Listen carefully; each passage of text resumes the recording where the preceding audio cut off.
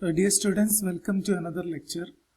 Today we will look at the hardware requirement for implementing an IoT systems. So we will look at the sensors and how can we use the sensors and more details about that. So a typical IoT system, as we always explain, consists of several sensors, aggregation data, and goes to a cloud analytics visualization. This is how a typical IoT system is working.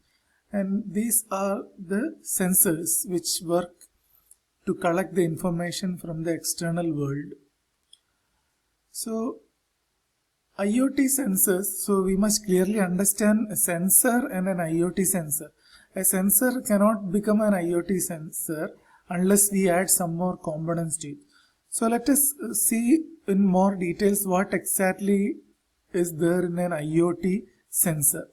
An IoT sensor consists of all these building blocks. It has a power source. If it is a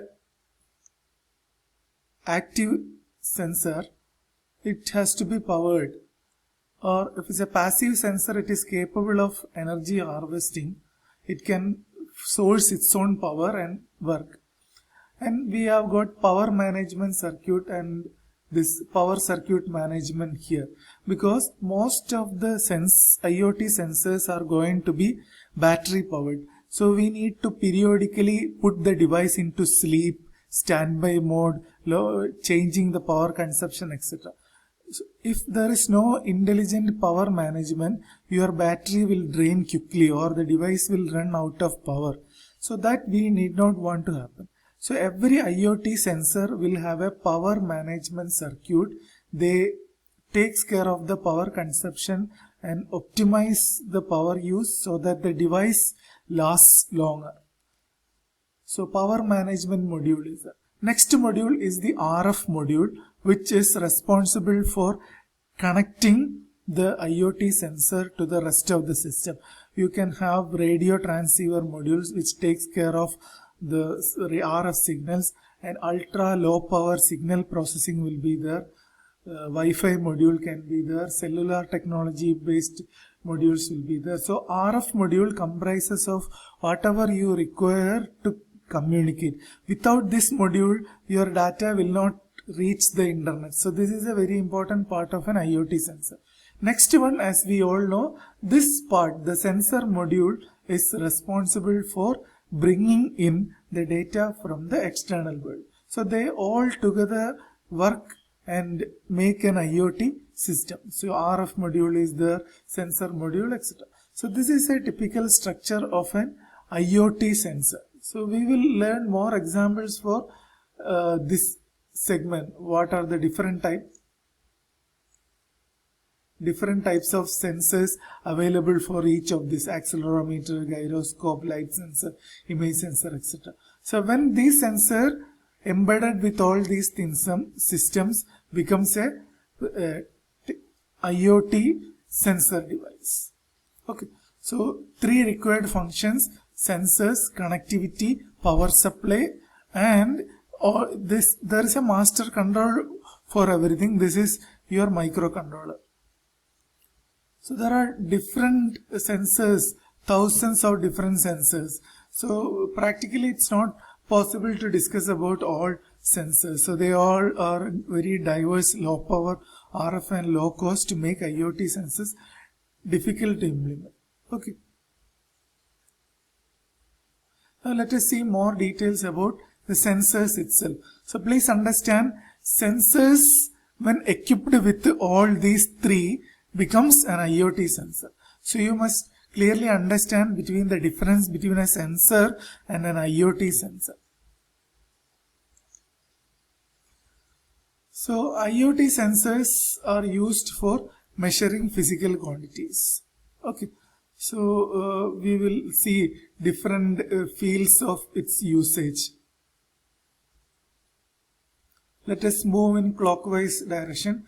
Position, reference, presence, proximity sensors, motion, velocity or displacement sensors, temperature sensors of various kinds, humidity, acoustic, sound, vibration, chemical, flow meters, force, leaks, levels, electromagnetic, acceleration and tilt, machine vision, optical. So cameras fall under here. So like this, lot of applications using sensors are there. So today we will see some of the sensors also.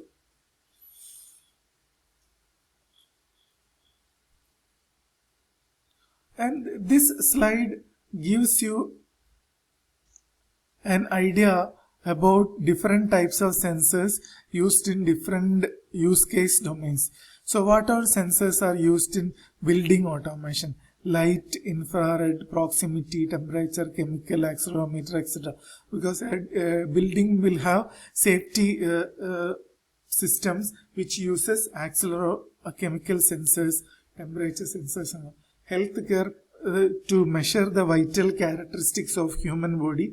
We use all these sensors. Then consumer home automation, transportation, we use sensors. In industry, we use different types of sensors. Environment use, we use sensors. Security and public safety, we use lot of sensors. Okay, so you will find some sensors are used very common, because temperature, if you look 1, 2, 3, everywhere temperature sensor is there. So that is one reason why we learn about temperature sensors in our class. There are different types of temperature sensors.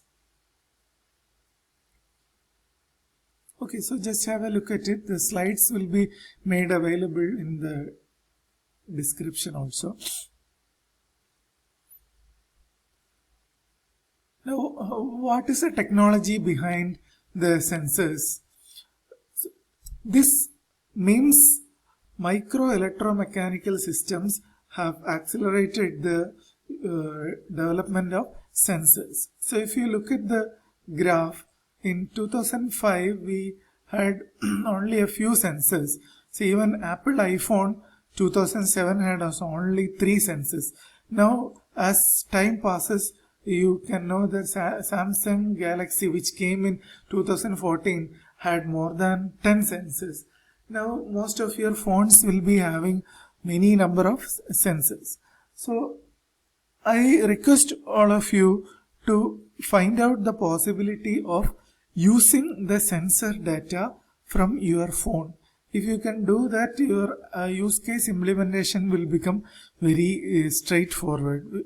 All of you have a phone, and if you can use the phone as a sensor, then our problem of getting hardware will be solved without much difficulty. So what are the future trends in sensors?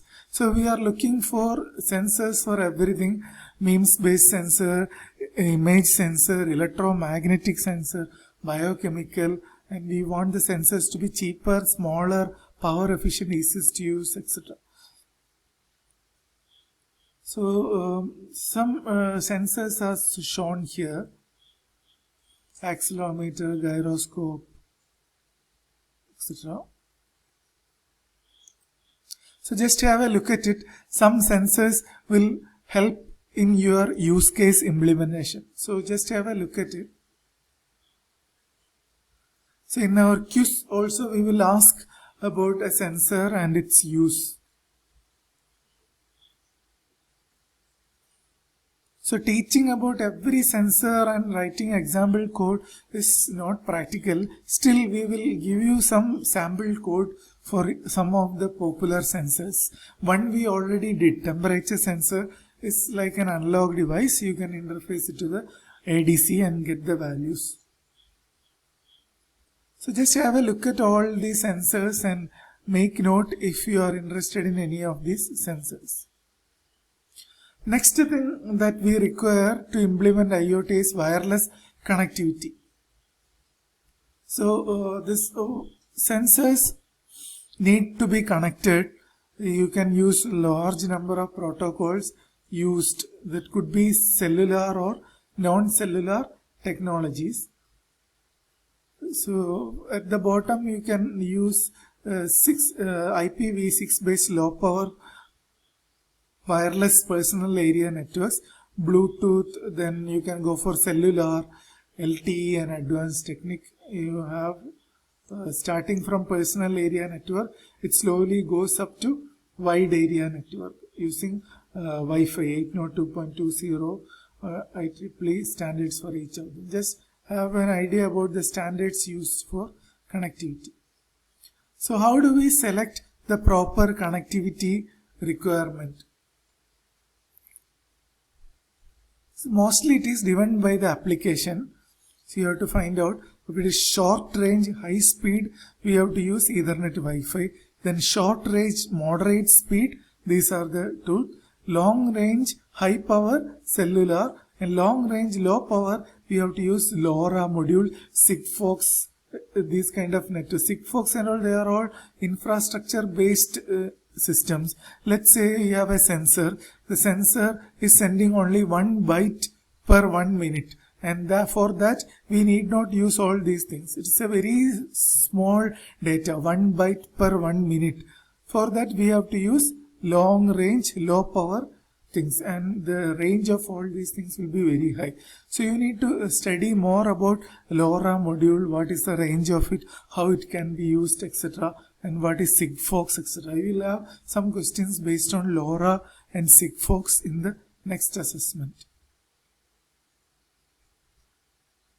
Okay, so this slide shows about you some of the pros and cons of each of these things.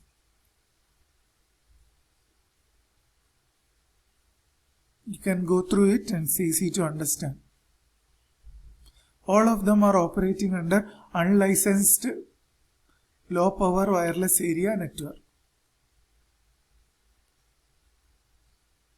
So all our Wi-Fi is coming under ISM band, Industry Scientific Medical ISM band, which is starting at 2.4 gigahertz, and there is another band which is at 5 gigahertz also.